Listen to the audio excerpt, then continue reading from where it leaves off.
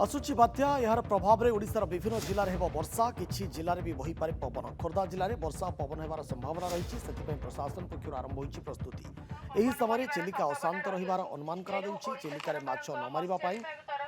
परामर्श दिया दैछि डंगा न चलाइबाकू भी परामर्श दैछि मत्स्य विभाग बालुगां मत्स्य विभाग डीएफएम को कार्यालय पक्षर चिलिका कूल में विभिन्न जेटी रे माइक जोगे प्रचार करा दैछि मत्स्य विभाग कर्मचारी माने बालुगां बड़कूल सोरण कालुपड़ा घाट पाणीद्वार बालीपाटपुर भूसंडपुर आदि स्थान बुली प्रचार करने सचेतन कराई ମୁଁ ସମସ୍ତ ମତ୍ସ୍ୟଜୀବୀ ଭାଇମାନଙ୍କୁ 145 ଖଣ୍ଡ ଗ୍ରାମର ସମସ୍ତ ମତ୍ସ୍ୟଜୀବୀ ଭାଇମାନଙ୍କୁ ଅନୁରୋଧ କରୁଛି ବାତ୍ୟା ବନ୍ଧା ଆସନ୍ନ ପ୍ରାୟ 26, 27, 28, 29